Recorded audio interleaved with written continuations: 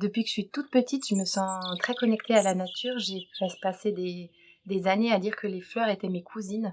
Et depuis, en grandissant, j'ai vraiment gardé cette connexion intense où j'ai besoin d'aller très souvent dans la nature, à tel point que maintenant j'habite dans la forêt. Et je me connecte à la nature en étant pieds nus, en marchant dehors, en allant me poser près d'un ruisseau ou en allant vers les arbres. Et c'est vraiment un moyen pour moi de me ressourcer, de faire le vide à l'intérieur de moi.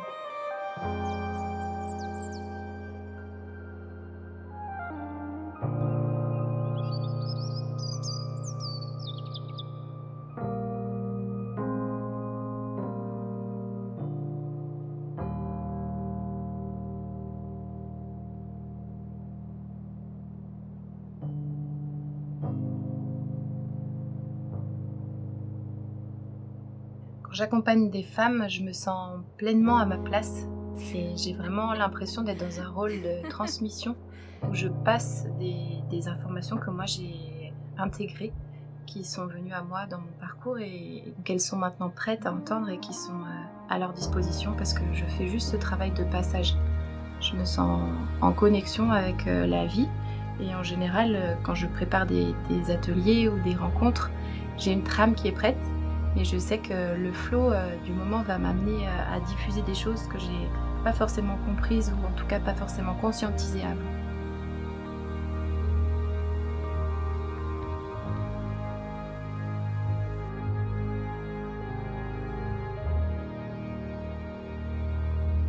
Du coup, c'est à la fois nourrissant pour moi parce que je prends conscience d'éléments qui n'étaient pas forcément clairs à l'intérieur et en même temps, je sens que ça a un impact et que ça les aide à rayonner, à retrouver de la profondeur à leur choix de vie.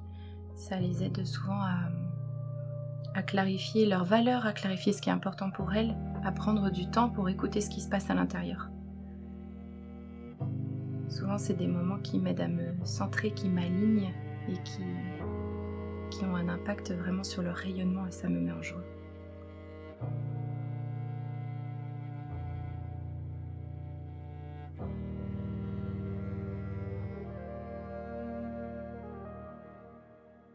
La porte d'entrée que j'utilise, c'est principalement le corps et je les accompagne à se connecter à leur sens, à revenir à ce qu'elles ressentent à l'intérieur. Souvent, c'est très confus ce qu'on ressent parce qu'on est très stimulé par tout ce qui se passe dans notre environnement, par un rythme de vie qui va très vite.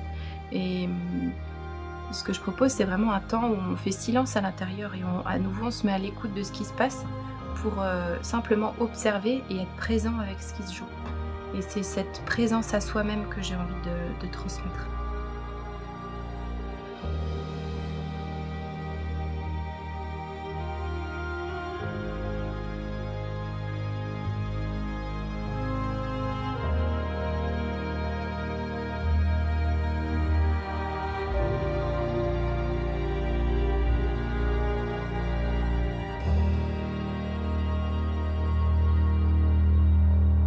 Pour accompagner cette reconnexion au corps et à la nature que je propose, ça va passer souvent par des ateliers où on va se masser, s'auto-masser, écouter les ressentis, les partager pour vraiment les rendre réels, concrets et aussi dans l'échange avec le groupe, souvent ça nous permet de faire des échos à ce qu'on ressent vraiment et à mettre en lumière des espaces qu'on n'avait pas forcément conscientisés.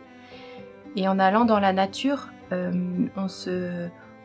on se met en contact d'un environnement qui va stimuler nos sens, mais de façon très douce. Et du coup, c'est un moyen assez facilitant pour se mettre vraiment à l'écoute de ce qui se joue dans un sens en particulier ou dans un autre, avec des stimulations qui sont assez douces. Et puis en étant en contact de différents éléments, que ce soit la terre, que ce soit l'eau, que ce soit le vent, on peut aussi réaliser l'ampleur de ce que ça crée dans notre corps. Et rien qu'en prenant des temps très simples comme ça et de les conscientiser, de faire des pauses, d'observer ce qui se passe, ça nous permet d'être beaucoup plus calme à l'intérieur. Et le calme s'installe naturellement.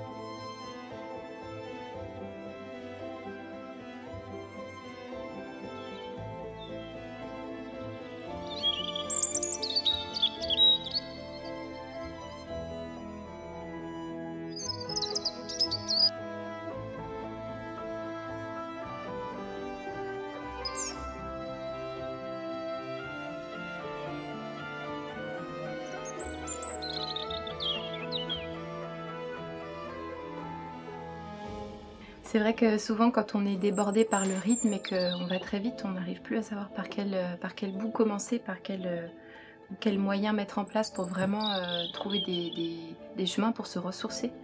Et parfois, de faire une vraie grande pause de plusieurs jours consécutifs où vraiment on n'a que soi à penser, c'est un moyen de vraiment plonger à l'intérieur, de s'accorder du temps, d'être avec son corps, d'être avec la nature. Et moi, c'est pour ça que j'ai eu envie de proposer des séjours de ressourcement où on va vraiment aller en profondeur observer ce qui se passe et simplement faire de l'espace pour que la spontanéité puisse s'installer.